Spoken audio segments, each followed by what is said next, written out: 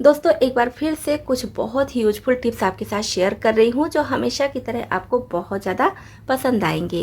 ये टिप्स आपको जरा सा भी पसंद आए तो प्लीज़ वीडियो को लाइक और शेयर जरूर कीजिएगा। और हमेशा की तरह वीडियो देखने से पहले कमेंट बॉक्स में लिखकर ये बताना ना भूलिएगा कि इस चैनल के वीडियोस आप किस शहर या फिर किस गाँव से देख रहे हैं। तो चलिए देख लेते हैं आज की सबसे पहली टिप। दोस्तों कभी कभी हमें छोटी सी चाबी या फिर बड़ी चाबी ही पर्स में रखना पड़ता है और फिर पर्स से जब हम कोई चीज़ निकालते हैं या चाबी ही निकालते हैं तो दूसरी चीज़ निकल जाती है। तो चाबी के गायब होने का भी डर होता है। पूरे पर्स को हम इधर से उधर खंगालते हैं, चाबी नहीं मिलती है। इसके लिए क्या कीजिए, आप सेफ्टी पिन लीजिए और चाबी में इस तरह से लगा दीजिए और फिर पर्स में इस तरह से सेफ्टी पिन लगा दीजिए। तो जब भी आप चाहेंगे चाबी आसानी से मिल जाएगी, कोई भी दिक्कत नहीं होगी, ना ही ये गायब होगी और ना ही पर्स में घंटों खोजने की ज़रूरत पड़ेगी।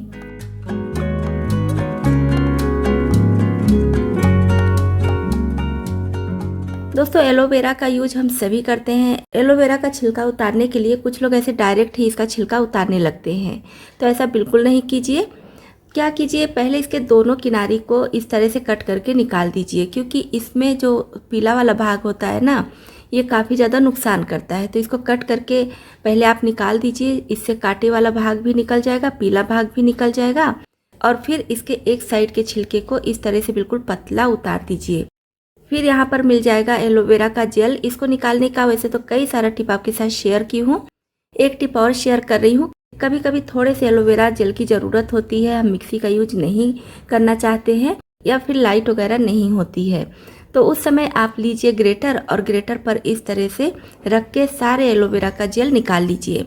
और मैं यहाँ पर बड़ा पीस ली हूँ, लेकिन आप जब निकालिएगा तो छोटा छोटा पीस लीजिएगा, क्योंकि ये बहुत ज़्यादा फिसलता है तो बड़ा पीस होने की वजह से टूटने लगता है।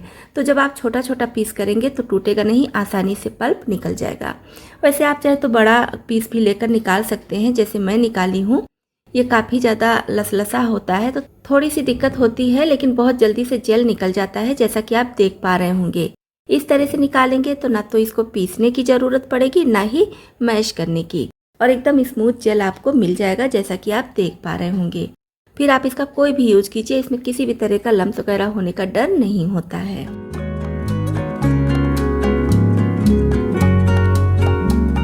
दोस्तों इस तरह का पर्स हम सभी लेडीज़ मार्केट लेकर तो जाते ही हैं, या फिर भीड़ भाड़ वाली जगह में जाते हैं तो सबसे ज़्यादा दिक्कत होती है सामान चोरी होने का। पर्स टांगे ही रहते हैं और कभी कभी सामान चोरी हो जाता है।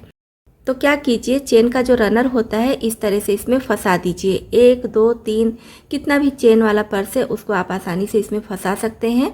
फिर इस तरह से आपका चेन जो है लॉक हो जाएगा और इसको कोई खोलना भी चाहेगा तो काफ़ी समय लग जाएगा, जल्दी खुलेगा नहीं।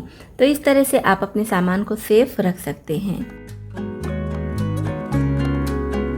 कभी कभी हम चार्जर को लेकर बाहर कहीं जाते हैं तो इसको पर्स या बैग में रखने में दिक्कत होती है, क्योंकि इसका वायर जो है ये फंसने लगता है और साथ ही साथ टूटने का भी डर होता है। तो इसके लिए क्या कीजिए, वायर को इस तरह से चार्जर के ऊपर रखिए और जैसे वीडियो में दिखा रही हूँ इस तरह से लपेट दीजिए। और जो इसका ये पिन वाला भाग है यहाँ पर लगाकर और पीछे के वायर को, जो सबसे पहले वायर हम चार्जर पर लपेटे थे, उसको हल्का सा खींच दीजिए, जिससे कि ये लॉक हो जाएगा।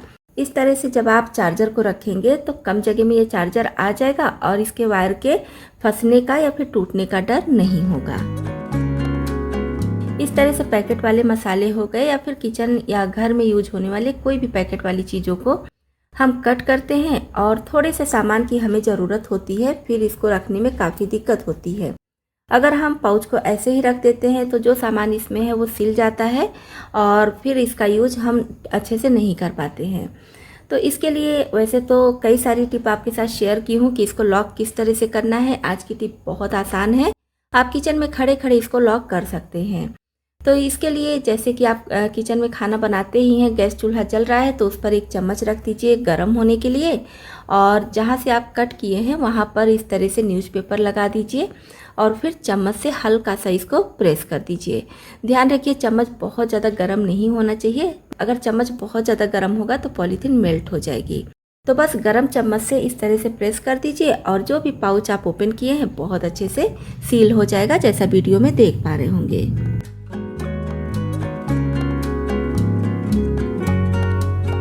दोस्तों इस धनिया पत्ती की हालत आप देख ही पा रहे होंगे कि किस तरह से है। कुछ पत्तियां इसमें से सूख चुकी हैं, कुछ गल चुकी हैं और कुछ सही हैं। तो इसको मैं साफ़ करके आपको दिखा रही हूँ। तो साफ़ करने का क्या है कि इसको 3 भाग में हम पहले करेंगे। एक भाग में रखेंगे सड़ी हुई और गली हुई पत्तियाँ, एक भाग में सूखी और पीली पत्तियाँ रखेंगे और एक भाग में फ्रेश। तो इस तरह से 3 जगह पर हम पत्तियों को रखेंगे और पीली हो चुकी है तो अलग रखेंगे, फ्रेश हैं तो उसको अलग रखेंगे और सड़ गई हैं या गल गई हैं तो उसको अलग रखेंगे। तो इससे हमारा काम काफ़ी आसान हो जाएगा और हमें पूरा धनिया पत्ती भी फेंकना नहीं पड़ेगा।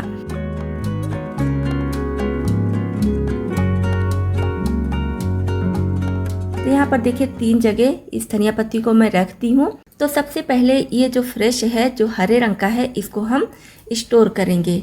तो स्टोर करने के लिए इस तरह से आइसक्रीम का कंटेनर ली हूँ। आप कोई भी कंटेनर ले लीजिए और इसमें इसको रख दीजिए। आप चाहे तो न्यूज़पेपर या नैपकिन वगैरह लगा कर भी रख सकते हैं।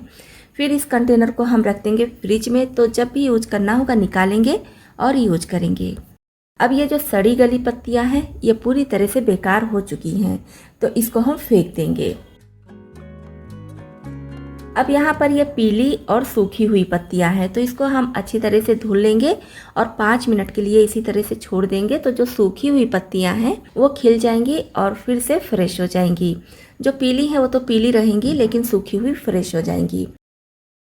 अब हम इसको डालेंगे मिक्सी जार में। साथ में डाल देंगे 2 या 3, आप अपनी पसंद अनुसार ले लीजिए, हरी मिर्च या फिर लाल मिर्च, जो भी पसंद वो ले लीजिए। और इसी के साथ में लहसुन डाल देंगे। लहसुन छीलकर भी ले सकते हैं, बिना छीले भी। साथ में डालेंगे स्वाद अनुसार नमक और थोड़ा सा 1 से 2 चम्मच पानी डालेंगे, क्योंकि ये धनिया पत्ती सूखी हुई थी, पूरी तरह से फ्रेश नहीं थी, तो इसलिए पानी डालना ज़रूरी है। अगर आप फ्रेश धनिया पत्ती ले रहे हैं तो पानी नहीं भी डालेंगे तो भी काम हो जाएगा। अब इसको हमें कोर्स पीसना है, एकदम फाइन नहीं पीसेंगे। और आप चाहे तो सिलबट्टे पर भी इसको पीस सकते हैं। तो यहाँ पर देखिए मैं इसको कोर्स पीस ली हूँ। अब इसको निकाल लेंगे और लीजिए, यहाँ पर यह हमारा नमक मिर्चा तैयार हो गया है। अगर आप यूपी के रहने वाले हैं तो आपको पता ही होगा कि नमक मिर्चे का यूज यूपी में कितना ज़्यादा होता है। और बहुत सारी ऐसी रेसिपीज़ होती हैं जो बिना नमक मिर्चे के खाई ही नहीं जाती हैं, जैसे कि भूजा हो गया या फिर मोटी रोटी, या कभी कभी खाना थोड़ा फीका लग रहा है तो भी लोग नमक मिर्चा लेते हैं। तो इस तरह से जो धनिया पत्ती बेकार हो जाती, पीली हो गई थी या फिर सूख चुकी थी, उसको हम फेंक देते, तो फेंकने से अच्छा मैं नमक मिर्चा बनाकर तैयार कर ली हूँ। तो यहाँ पर उबले हुए स्वीट कॉर्न पर मैं नमक मिर्चा लगाई हूँ और स्वीट कॉर्न का स्वाद बहुत ज़्यादा बढ़ गया है। तो अगर धनिया पत्ती थोड़ी सूख चुकी है, पीली हो चुकी है, उसको संभालना मुश्किल हो रहा है, तो इस तरह से आप नमक मिर्चा बनाकर रख लीजिए और फ्रिज में करके आप इसको 10 से 15 दिनों तक यूज कर सकते हैं। दोस्तों आपको ये वीडियो पसंद आया हो तो लाइक जरूर कीजिएगा। मैं यहाँ पर 3 पीस ली हूँ कच्चा आलू और इसे छीलकर पानी में भिगा कर रखी हूँ, जिससे कि ये काले ना पड़े। इसे हमें ग्रेट कर लेना है। मैं यहाँ पर मीडियम साइज के ग्रेटर से ग्रेट कर रही हूँ। आप अपनी पसंद के ग्रेटर से ग्रेट कर लीजिएगा और इसे पानी में भिगा कर रखना है, जिससे कि ये काले ना पड़े। जब सारे आलू को हम ग्रेट कर लेंगे तो इस तरह से छन्नी में डाल देंगे, जिससे कि इसका पूरा पानी निकल जाए। इसमें हमें पानी बिल्कुल भी नहीं चाहिए। अब यहाँ पर मैं 1 कप बेसन ली हूँ। बेसन में कुटी हुई लाल मिर्च, थोड़ा सा हल्दी पाउडर और थोड़ा सा गरम मसाला, थोड़ा सा चाट मसाला डाल दी हूँ, साथ में थोड़ा सा सफ़ेद तिल। तो वीडियो कट हो गया था इसलिए पूरा प्रोसेस नहीं दिखा पाई हूँ, लेकिन जो मसाले में डाली हूँ आपको बता दी हूँ। थोड़ी सी बारीक कटी हुई धनिया पत्ती डाल देंगे और स्वाद अनुसार नमक। इसे अच्छी तरह से मिक्स कर लेंगे और अब इसमें थोड़ा सा पानी डाल दी हूँ। इसका घोल तैयार करेंगे। बहुत ज़्यादा पतला घोल नहीं चाहिए, ना ही बहुत ज़्यादा गाढ़ा। जैसे पकौड़े का घोल होता है ना, सेम उसी तरह से हमें चाहिए। तो यहाँ पर देखिए मैं पानी निकाल कर इसको बाउल में डाल दी हूँ। अब इसमें डाल देंगे 1 प्याज बारीक कट करके, 2 हरी मिर्च बारीक कटी हुई, स्वाद अनुसार नमक, चटपटे फ्लेवर के लिए थोड़ा सा चाट मसाला डालेंगे, इससे स्वाद बहुत ज़्यादा बढ़ जाता है। और इसी के साथ में थोड़ा सा स्वीट कॉर्न डाल देंगे। बॉयल स्वीट कॉर्न भी ले सकते हैं, नॉर्मल भी ले सकते हैं। इसे अच्छी तरह से मिला लेंगे और अब इसमें डालेंगे बाइंडिंग के लिए 1 चम्मच गेहूं का आटा। आप चाहे तो इसके बजाय चावल का आटा या फिर मैदा, बेसन कुछ भी ले सकते हैं। साथ में थोड़ा सा कुटी हुई लाल मिर्च डाल देंगे, एक बार फिर से इसे मिक्स करेंगे और साइड में रख देंगे। अब गैस पर एक छोटू सा पैन चढ़ाएंगे। नॉन स्टिक पैन होगा तो आपका काम और ज़्यादा आसान हो जाएगा। इसमें थोड़ा सा तेल डालेंगे, लगभग आधा छोटा चम्मच के करीब ही मैं तेल डाली हूँ। और तेल को पूरे पैन में फैलाने के बाद ये जो आलू वाला मिक्स हम रखे हैं इसके ऊपर डाल देंगे। मात्रा कम ज़्यादा आप अपने हिसाब से डाल दीजिएगा, जैसा मोटा या पतला बनाना चाहते हैं। इसको इस तरह से फैलाते हुए डालेंगे जिससे कि एक जगह इकट्ठा ना हो। अब इसके ऊपर ये बेसन का घोल डाल देंगे। घोल भी बहुत ज़्यादा नहीं डालना है, आलू के हिसाब से डालिएगा जिससे कि सारा आलू अच्छी तरह से ढक जाए। और इसे भी इस तरह से बराबर कर देंगे। ऊपर से थोड़ा सा सफ़ेद तिल डालेंगे और इसे ढककर बस 2 मिनट के लिए लो फ्लेम पर पकने देंगे। दोस्तों पूरे समय हमें फ्लेम यहाँ पर लो रखना है क्योंकि पैन भी काफ़ी ज़्यादा छोटा है और सारी चीज़ें कच्ची हैं तो सभी को पकना भी ज़रूरी है। उसके बाद हम देखेंगे ऊपर से बेसन का कलर चेंज हो जाएगा। थोड़ा सा ऑयल ऊपर से डाल देंगे और अब इसे संभाल कर हमें पलटना है। पहले चम्मच से इसके साइड्स को अलग कर लेंगे। इसीलिए मैं बोली हूँ कि नॉनस्टिक पैन होगा तो काम आसान हो जाता है, क्योंकि आलू है तो आलू थोड़ा सा चिपकने का डर होता है, लेकिन आप नॉनस्टिक पैन लेंगे तो बिल्कुल भी नहीं चिपकेगा। तो इसके साइड्स को चम्मच की मदद से ऐसे अलग कर लेंगे और फिर एक प्लेट लेंगे। प्लेट पर इसको इस तरह से उलट देंगे जैसा आप वीडियो में देख पा रहे होंगे। और उसके बाद प्लेट से इस तरह से पैन में फिर से डाल देना है जिससे कि दूसरे साइड से ये अच्छी तरह से पक जाए। तो अगर आप ऐसे ही सोचिए कि उठा के पलट देंगे तो पैन काफ़ी छोटा है और ये काफ़ी ज़्यादा सॉफ्ट है तो फिर पलटने में दिक्कत होगी। जो पैन वाला तरीका मैं बताई हूँ वो बहुत आसान है, बहुत अच्छे से पलट जाता है। तो इस तरह से आप दूसरे साइड से भी इसे बढ़िया से कलर आने तक पका लीजिए और लो फ्लेम पर पकाएंगे तो इसके कच्चा रहने का चांस बिल्कुल नहीं रहेगा, बहुत अच्छे से ये पक जाता है। तो चलिए मैं एक और बनाकर आपको दिखा दे रही हूँ। तो दोस्तों जब भी आपको भूख सताए तो फटाफट ये नाश्ता बनाकर रख लीजिए। बहुत ज़्यादा हैवी नाश्ता है, एक पीस में आपका पेट भर जाएगा लेकिन मन नहीं भरेगा। ये नाश्ता बहुत ज़्यादा टेस्टी और बहुत ज़्यादा सॉफ्ट होता है, सभी को पसंद आएगा। अगर आप इसको कुरकुरा बनाना चाहते हैं तो बेसन के बजाय चावल के आटे का यूज कीजिएगा, क्योंकि मुझे सॉफ्ट ही बनाना था इसलिए मैं बेसन का यूज की हूँ। तो यहाँ पर देखिए दूसरा पीस भी तैयार हो गया है। इसी तरह से बाकी का नाश्ता भी हम बनाकर तैयार कर लेंगे। तो देखने में जितना मज़ेदार लग रहा है खाने में उससे कहीं ज़्यादा टेस्टी है। इसको आप अपनी मनपसंद चटनी के साथ सर्व कीजिए। बनाने में आप देखें कितना आसान है। इस रेसिपी को आप भी ज़रूर ट्राई कीजिए और ट्राई करने के बाद कमेंट बॉक्स में लिखकर ज़रूर बताइए कि आपको आज की रेसिपी कैसी लगी। तो दोस्तों ये थे आज के कुछ यूजफुल टिप्स। दोस्तों आपको इसमें से कौन सी टिप ज़्यादा पसंद आई और कौन सी पहले से पता थी, कमेंट बॉक्स में लिखकर ज़रूर बताइएगा।